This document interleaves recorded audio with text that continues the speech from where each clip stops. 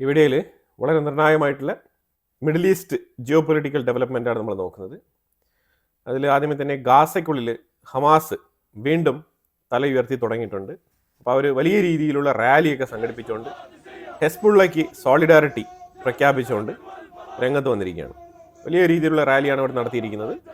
ഇത് ഇസ്രായേൽ കൃത്യമായിട്ട് മോണിറ്റർ ചെയ്യുന്നുണ്ട്. ഉടനെ തന്നെ ഗാസയ്ക്കുള്ളിൽ കൊടുക്കേണ്ട പണി കൊടുക്കുമെന്നാണ് മനസ്സിലാക്കാൻ പറ്റുന്നത്. കാരണം ഇത് ഇസ്രായേലിൻ്റെ മീഡിയ തന്നെ റിപ്പോർട്ട് ചെയ്തിട്ടുണ്ട് ഈ റാലിയെക്കുറിച്ച്. സെൻട്രൽ ഇസ്രായേൽ ഭാഗത്ത് തുടരെ ഇറാൻ്റെ സൈഡിൽ നിന്നും മിസൈലുകൾ വന്നുകൊണ്ടിരിക്കുകയാണ്. ഈ വെച്ചിരിക്കുന്ന ലൊക്കേഷൻ മാപ്പിൽ കൃത്യമായിട്ട് മിസൈൽ വരുന്ന ഏരിയകളെക്കുറിച്ചുള്ള മാപ്പാണ് ഇവിടെ കൊടുത്തിരിക്കുന്നത്. ഇതുപോലെ ടൈം ടു ടൈം ഇസ്രായേലിൻ്റെ സൈഡിൽ നിന്നും മാപ്പുകൾ പ്രസിദ്ധീകരിക്കപ്പെടുന്നുണ്ട്.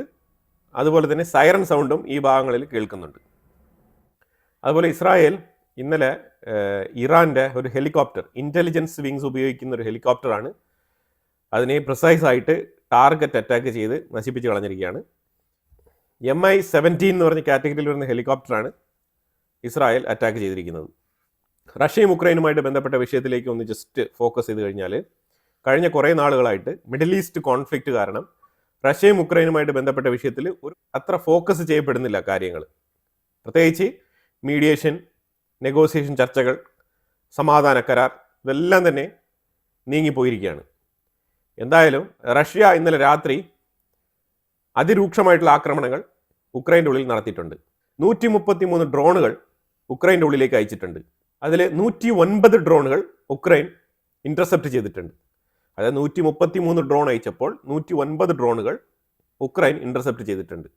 ഈ ഉക്രൈൻ്റെ ഇൻ്റർസെപ്റ്റർ ടെക്നോളജിക്ക് വേണ്ടിയിട്ടാണ് മിഡിൽ ഈസ്റ്റിൽ സെലൻസ്കിയെ വിളിച്ചു വരുത്തി സംസാരിച്ചിട്ട് ഈ ടെക്നോളജി ഞങ്ങൾക്ക് വേണം, അപ്പോൾ ഈ ഇൻസ്ട്രുമെൻ്റ് തന്നെ വേണം എന്നാണ് പറഞ്ഞിരുന്നത്. പക്ഷെ അതിനാണ് സെലൻസ്കി വൻതോതിൽ പണം ആവശ്യപ്പെട്ടുകൊണ്ടുള്ള ഡിമാൻഡ് മുന്നോട്ട് വെച്ചത്. എന്തായാലും ആ ഡിമാൻഡ് അങ്ങനെ തന്നെ നിൽക്കുകയാണ്. ഇതുവരെ ആ വിഷയത്തിൽ ഒരു തരത്തിലുള്ള തീരുമാനങ്ങളും എടുത്തിട്ടില്ല. പ്രത്യേകിച്ച് അമേരിക്ക ഉക്രൈൻ്റെ ഇൻ്റർഫയറൻസിനെ താല്പര്യപ്പെടുന്നില്ല. അതാണ് പ്രധാനപ്പെട്ട വിഷയം. അതിൻ്റെ കാരണം സെലൻസ്കി PAC-3 മിസൈലുകൾ ചോദിക്കുകയാണ്. പാട്രിയോട്ടിക് എയർ ഡിഫൻസ് സിസ്റ്റത്തിൽ ഉപയോഗിക്കുന്ന PAC-3 മിസൈലുകളാണ് സെലൻസ്കി ആവശ്യപ്പെടുന്നത്. അത് ലിമിറ്റഡ് ആണ്, അതങ്ങനെ വാരിക്കോരി കൊടുക്കാൻ പറ്റുന്ന ഒരു ടൈം അല്ല എന്നാണ് അമേരിക്ക പറയുന്നത്. ഈ വിഷയവുമായിട്ട് ബന്ധപ്പെട്ടാണ് തർക്കങ്ങൾ ഇപ്പം നിലനിൽക്കുന്നത്. ബാക്കി ഏതാണ്ട് 20 ഡ്രോണുകൾ 11 ലൊക്കേഷൻസിൽ ടാർഗറ്റ് ചെയ്ത് അറ്റാക്ക് നടത്തിയിട്ടുണ്ട്. 11 ലൊക്കേഷൻസ് ഉക്രൈൻ്റെ ഉള്ളിൽ. ഇതിൻ്റെ ഡെബ്രി മറ്റു പല മേഖലകളിൽ, അഡീഷണൽ ആയിട്ട് ഒരു 7 ഏരിയകളിൽ ഡെബ്രി വീണ് അപകടം സംഭവിച്ചിട്ടുണ്ട്. ഒഡീഷ, ഡിനിപ്രോ, സെബ്രോഷേഷ്യ ഈ ഏരിയകളിലാണ് ആക്രമണങ്ങൾ നടന്നത്. ഏതാണ്ട് 40,000 പേര് ഈ മേഖലകളിൽ ഇലക്ട്രിസിറ്റി ഇല്ലാതെ ഇരുട്ടിൽ കിടക്കുന്നു എന്നുള്ളതാണ് വാർത്ത. സൗദി അറേബ്യ ഇപ്പുറത്തെ ഇറാൻ്റെ ആക്രമണങ്ങളുണ്ട്. ഇത്തരത്തിൽ സ്ട്രേറ്റ് ഓഫ് ഹോർമോസ് ഇപ്പോൾ ക്ലോസ്ഡ് ആണ്. അപ്പോൾ അതുകൊണ്ട് ആ സൈഡിൽ സ്ട്രേറ്റ് ഓഫ് ഹോർമോസ് വഴി അവർക്ക് ഓയിൽ സപ്ലൈ ചെയ്യാൻ പറ്റില്ല എന്ന് പറഞ്ഞിട്ടാണ് ഇപ്പുറത്ത് യാൻബു പോർട്ടിൽ, യാൻബു എന്ന് പറഞ്ഞൊരു സ്ഥലമുണ്ട് ഇപ്പുറത്ത് റെഡ് സീയുടെ ഏരിയയിൽ. അതായത് സൗദി അറേബ്യയുടെ ഇറാനെ ഫേസ് ചെയ്തുള്ള പോർട്ടുകളല്ല, ഇപ്പുറത്തെ റെഡ് സീയിൽ ആഫ്രിക്കൻ റീജിയനെ ഫോക്കസ് ചെയ്തുകൊണ്ടുള്ള ആ ഏരിയയിൽ യാൻബു പോർട്ടുണ്ട്. ഈ യാൻബു പോർട്ട് പൈപ്പ് ലൈൻ വഴി ഓയിൽ ഇപ്പുറത്തു കൂടിയാണ് ഇപ്പം സൗദി അറേബ്യ സെയിൽ ചെയ്തുകൊണ്ടിരിക്കുന്നത്. അത് തീർച്ചയായിട്ടും ഒരു 30 ടൈംസ് ലെസർ ദൻ ആ സൈഡാണ്. കാരണം ആ സൈഡിൽ ഡയറക്റ്റ് ആയിട്ട് ഇവർക്ക് ഓയിൽ ടാങ്കറുകളെ റീഫിൽ ചെയ്യാൻ വളരെ എളുപ്പമാണ്. പക്ഷെ അതേസമയം പൈപ്പ് ലൈനിലൂടെ വരുന്ന ഓയിലിന് ലിമിറ്റേഷൻസ് ഉണ്ട്. പൈപ്പ് ലൈനിലൂടെ ഇവർക്ക് ഒരു നിശ്ചിത തോതിൽ മാത്രമേ എണ്ണ ഒഴുക്കാൻ കഴിയുകയുള്ളൂ. അപ്പോൾ അതുകൊണ്ട് ഈ സൈഡിലുള്ള ട്രാൻസ്പോർട്ടേഷൻ അത്ര എഫക്റ്റീവ് അല്ല. പക്ഷെ എന്നാലും ഈ യാൻബു പോർട്ടിൽ ഇറാൻ്റെ മിസൈൽ വന്ന് പതിച്ചിട്ടുണ്ട്. സൗദി അറേബ്യ വളരെ എഫിഷ്യൻ്റ് ആയിട്ട് തന്നെയാണ് ഈ കാര്യങ്ങളൊക്കെ നേരിടുന്നത്. പലതും ഇൻ്റർസെപ്റ്റ് ചെയ്യപ്പെടുന്നുണ്ട്. പക്ഷെ എന്നാലും ഡെബ്രി വന്ന് വീണാലും ഈ ഫ്ലേമബിൾ ആയിട്ടുള്ള സബ്സ്റ്റൻസ് ഡീൽ ചെയ്യുന്ന എണ്ണപ്പാടങ്ങൾ, ഗ്യാസ് പ്ലാന്റുകൾ, ഇതെല്ലാം തന്നെ പെട്ടെന്ന് തന്നെ കത്തി നശിക്കുന്ന തരത്തിലുള്ള റിസോഴ്സുകളാണ്. അവിടെ പെട്ടെന്ന് തന്നെ തീ ആളിപ്പിടിക്കും. ഇതാണ് നിലവിലെ അവസ്ഥ. യാൻബു പോർട്ടിൽ ഒരു മിസൈൽ വന്ന് പതിച്ചിട്ടുണ്ട്, ഇറാൻ്റെ missile. Sam reef oil refinery എന്നാണ് ഇതിനെ വിളിക്കുന്നത്. ഈ സാം റീഫ് ഓയിൽ റിഫൈനറിയിലാണ് ഇപ്പം നിലവിൽ ഇറാൻ്റെ അറ്റാക്ക് നടന്നിരിക്കുന്നത്. ഇറാൻ്റെ ഡ്രോൺ അറ്റാക്കിൽ കുവൈറ്റിൽ 2 റിഫൈനറികൾ നിന്ന് കത്തുകയാണ്. അതാണ് ഇപ്പോൾ ലേറ്റസ്റ്റ് ആയിട്ട് ഇറാൻ നടത്തിയ ടോപ്പ് മോസ്റ്റ് അറ്റാക്ക് കുവൈറ്റ്. ഒന്ന് മിന അൽ അഹ്മദി ഓയിൽ റിഫൈനറി, പിന്നെ ഒന്ന് മിന അബ്ദുള്ള റിഫൈനറി.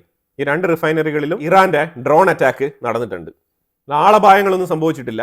കാരണം ഓൾറെഡി തന്നെ ഇന്നലെ ഇൻസ്ട്രക്ഷൻസ് കൊടുത്ത് മിഡിൽ ഈസ്റ്റിലുള്ള പല ഓയിൽ റിഫൈനറികളിലും എനർജി റിസോഴ്സുകളിൽ നിന്നൊക്കെ എംപ്ലോയീസിനെ ഒഴിപ്പിച്ചിട്ടുണ്ടായിരുന്നു. അപ്പോൾ അതുകൊണ്ട് ജീവഹാനി സംഭവിച്ചിട്ടില്ല.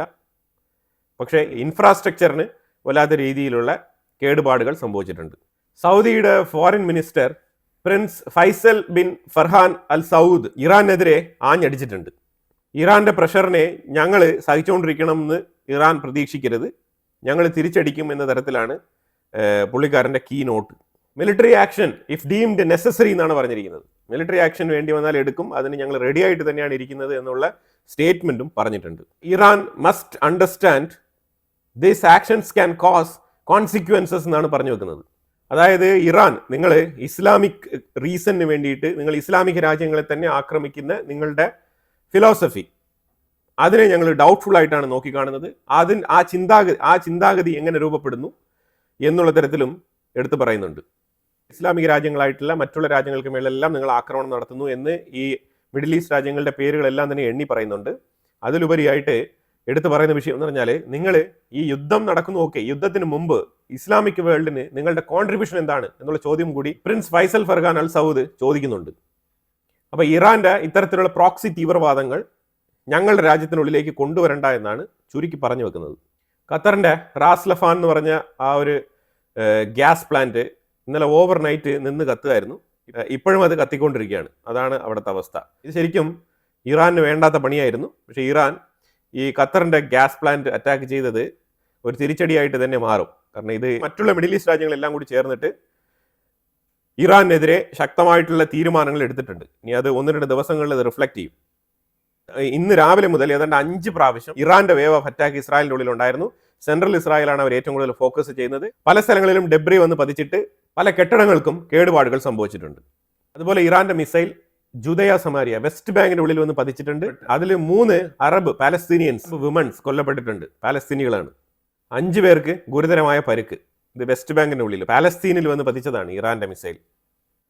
അത് ഹെബ്രോണിന്റെ കുറച്ചിപ്പുറത്തായിട്ട് ബെയ്ത്ത് അവ എന്ന് പറഞ്ഞ സ്ഥലത്താണ് ഈ മിസൈൽ വന്ന് പതിച്ചത്. ബെയ്ത്ത് അവ എന്ന് പറഞ്ഞ സ്ഥലത്ത് ഹെബ്രോണിന്റെ തൊട്ടിപ്പുറത്തായിട്ട് വെസ്റ്റ് ബാങ്കിലാണ് വന്ന് പതിച്ചിരിക്കുന്നത്. അത് നോർത്തേൺ ഇസ്രായേലിനെ എയിം ചെയ്ത് അയക്കുന്ന മിസൈലുകളാണ് ഗാസയ്ക്കുള്ളിൽ പോകുന്നത്.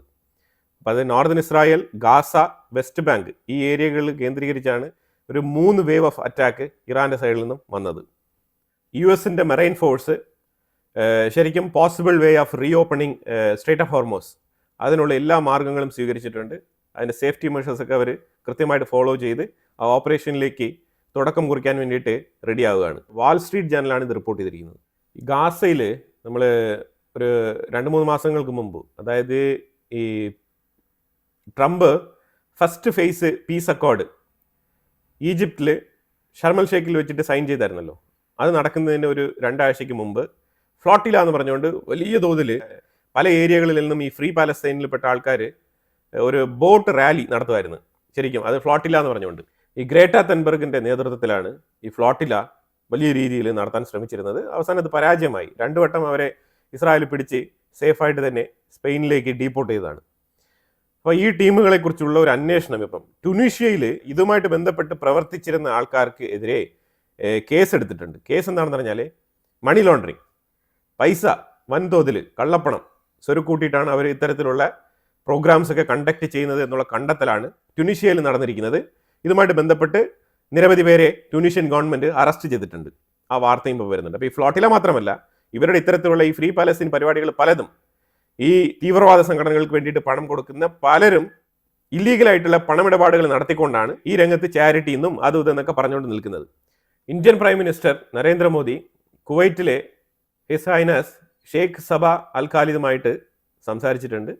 അവിടെ ഇറാൻ നടത്തുന്ന ആക്രമണങ്ങളിൽ കുവൈറ്റിലുണ്ടായ നാശനഷ്ടങ്ങൾ, അപ്പം ഇത്തരത്തിലുള്ള കുവൈറ്റ് സോവറിനിറ്റിയെ ലംഘിച്ചുകൊണ്ട് ഇറാൻ നടത്തുന്ന ആക്രമണങ്ങളെ കണ്ടംപ്റ്റ് ചെയ്ത് 2-3 വിഷയങ്ങളെക്കുറിച്ച് പറഞ്ഞിട്ടുണ്ട്. സ്ട്രേറ്റ് ഓഫ് ഹോർമോസുമായിട്ട് ബന്ധപ്പെട്ട വിഷയം, അതുപോലെ തന്നെ റീജിയണൽ പീസ് ആൻഡ് സ്റ്റെബിലിറ്റി, ഇന്ത്യയുടെ പൂർണ്ണ സപ്പോർട്ട് എപ്പോഴും കുവൈറ്റിനോടൊപ്പം ഉണ്ടാകും എന്നുള്ള രീതിയിലൊക്കെ മോറൽ സപ്പോർട്ട് കൊടുത്തിട്ടുണ്ട്. വളരെ ഇമ്പോർട്ടൻ്റ് ആയിട്ടുള്ള കീ അപ്ഡേറ്റ്സ് ആണ് നമ്മൾ പങ്കുവച്ചത്. ഇതിനെക്കുറിച്ചുള്ള അഭിപ്രായങ്ങൾ കമന്റ് ബോക്സിൽ രേഖപ്പെടുത്തുക.